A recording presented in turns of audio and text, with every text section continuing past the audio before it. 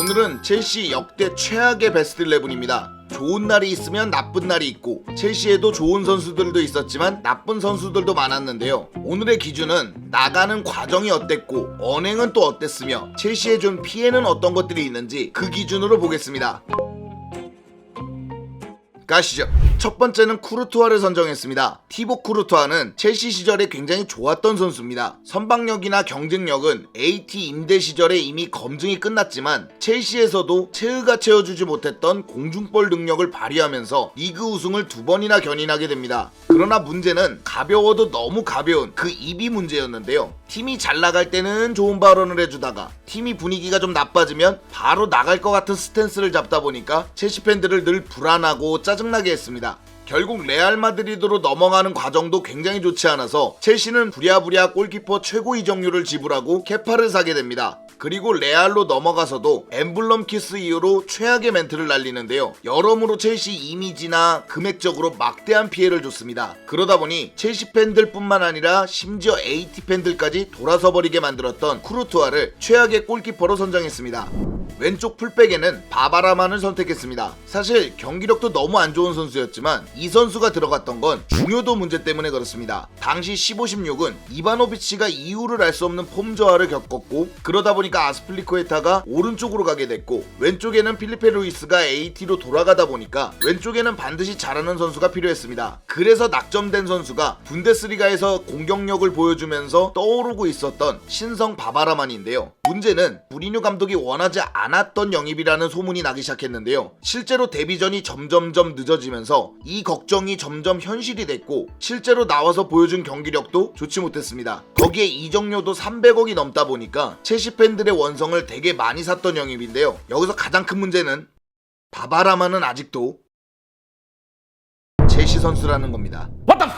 자, 센터백의 첫 번째 자리는 갈라스입니다. 사실 워스트 11에서 가장 실력이 좋았던 선수를 뽑으라 그러면 갈라스를 뽑을 수 있습니다. 테리발류에게 밀려서 왼쪽, 오른쪽, 센터백 왔다 갔다 했지만 그가 나왔던 시절에는 15실점을 견인할 정도로 강력한 피지컬을 이용한 중거리 슛, 수비력으로 팀의 주요 자원 중에 하나였습니다. 문제는 방금 말씀드렸던 측면과 중앙을 가리지 않고 나왔다는 것이 결국 발목을 잡았는데요. 본인은 센터백을 늘 원했지만 그 자리가 너무 경쟁이 치열했고 그러다 보니까 슬슬 불만이 나오고 있었는데 그 와중에 발락에게 번호를 뺏기는 일이 벌어집니다. 그러다 보니까 첼시와 갈라스의 사이는 극단을 치닫기 시작했고 심지어는 자신을 이적시키지 않으면 자책골을 넣겠다는 충격적인 발언까지 하게 됩니다. 물론 훗날에는 이게 본인의 발언이 아니다, 잘못 와전된 것이다 해명은 했지만 당시에는 큰 파장을 일으키면서 갈라스는 라이벌 팀인 아스날로 이적하게 됩니다. 당시에 이곳저곳 필요할 때마다 메꿔주던 갈라스가 이적하고 나서부터 첼시는 수비적으로 고생했기 때문에 여러 가지를 생각해본다면 여간 아쉬운 인연이 아닐 수 없다라고 생각합니다.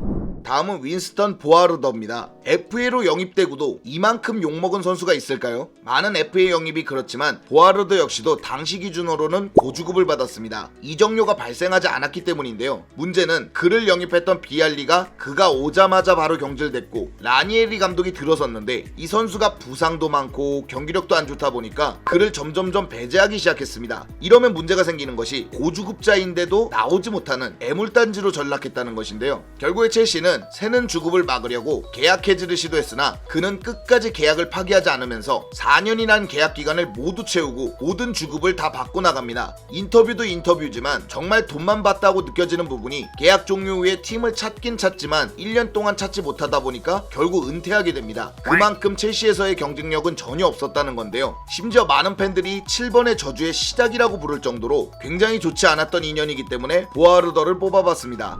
다음은 블라루즈인데요. 수비수지만 9번을 달았고 그래서 첼시의 9번의 저주가 여기서부터 출발했다는 얘기를 듣습니다. 당시 기준으로 1200만 유로라는 거금을 주고 내려왔는데요. 초반에는 괜찮은 모습을 보여주다가 부상도 있고 경기력 저하도 있고 그 당시 센터백들이 경쟁력이 워낙에 좋다 보니까 점점 벤치로 밀려났던 선수입니다. 문제는 이 선수가 치른 가장 중요한 경기가 하나 있는데요. 37라운드 아스날전, 맨유와의 우승 경쟁에 있어서 가장 중요한 포인트라는 곳에서 이 선수는 퇴장을 당하게 됩니다. 이 최악의 실수로 이길 경기를 무승부로 만들어버려서 맨유에게 트로피를 넘겨줬던 그 최악의 수비수가 바로 블라루즈입니다. 물론 센터백으로 뽑는 게 맞겠지만 라이트백도 뛸 수 있었기 때문에 라이트백에 선정했습니다.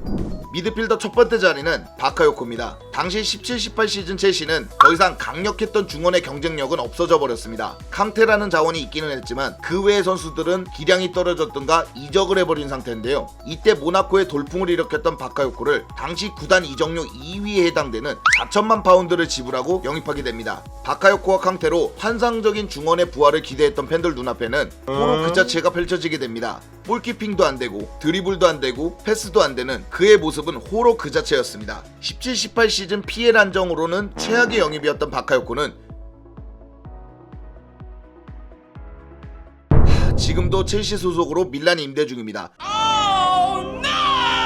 물론 밀란도 영입할 생각은 없다고 하니까 첼시로 돌아오거나 계약 해지될 걸로 보입니다. 근데 사실 그 당시에는 모나코에 베실바도 있었고 파비뉴도 있었는데 왜 하필.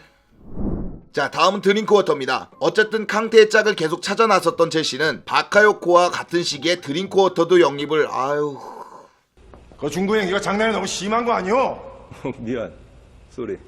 결국 둘 다 망해버렸습니다. 오자마자 부상으로 10월까지 날려버리고 나와도 이렇다 할 활약이 없다 보니까 결국 임대를 전전하게 되는데, 임대를 전전하면서도 성추행 논란, 폭행 논란 등 각종 기행을 보이다가 결국엔 2022년 7월에 계약이 만료돼버립니다. 하나씩 보면 당시 캉테보다도 많은 이적료를 주고 데려왔다는 선수라는 거, 그리고 빈약했던 첼시의 중원을 바카요코와 드링크워터 둘 다 보강해내지 못했다는 점에서 중원의 세대 교체를 방해했다라는 것도 있는데요. 참 여러모로 막심한 피해를 줬던 드링크워터와 바카요코가 되겠습니다.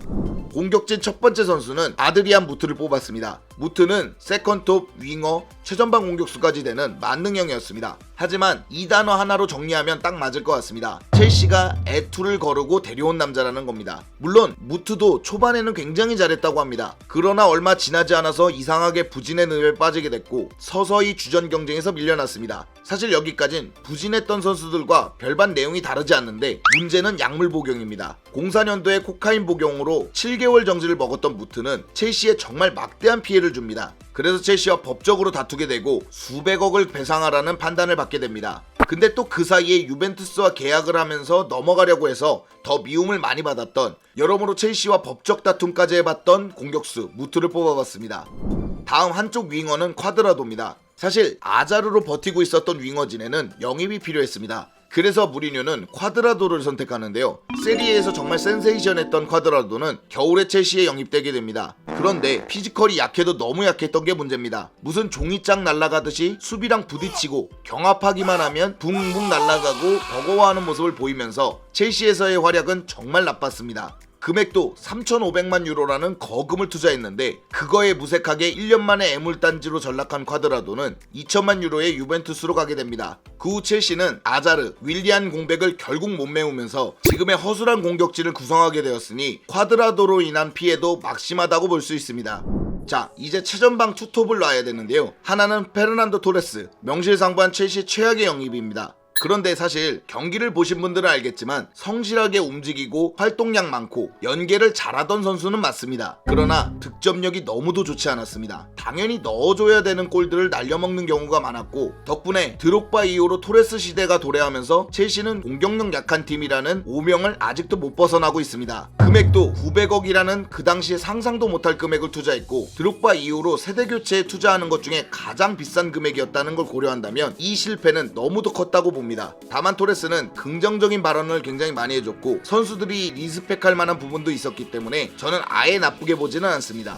다음은 루카쿠입니다. 사상 최악의 영입, 구단이 가장 많은 돈을 투자했지만 돌아오는 건 구단을 존중하지 않는 인터뷰와 행동뿐이었습니다. 방금 말씀드렸던 토레스 이후로 세대 교체를 계속 실패하던 첼시에게는 유럽 무대에서 폼이 좋았던 루카쿠로 해결해 보려고 했습니다. 그러나 이건 올 시즌 첼시까지 망하게 하는 주된 원인이 됩니다. 지난 시즌 첼시는 루카쿠 영입 외에는 아무런 공격적인 영입이 없었고 루카쿠 실패 이후로는 마땅한 공격수도 제대로 없었습니다. 거기에 루카쿠는 지난 시즌 내내 활약이 좋지 않았는데요. 그러다 보니까 인테르로 가고 싶다 해서 임대를 보내놨는데 이 임대도 실패적입니다. 고주급에 나이도 많고 인테르마저 사지도 않는다면 판매마저 어려운 선수. 금액을 보든 시기적인 문제를 보든 역할을 보든 어떤 부분을 봐도 역대 최악의 선수라는 건 변하지 않는 선수 루카쿠가 있습니다. 자, 이 워스트 11도 결국 442를 뽑아봤는데요. 이 외에도 첼시에 대한 나쁜 발언을 하던가 좋지 못한 선수들은 분명히 존재합니다. 그러나 제 개인적으로는 첼시 나가는 과정이나 언행, 피해를 봤을 때 이들이 워스트 11이 아닐까 해서 뽑아봤습니다.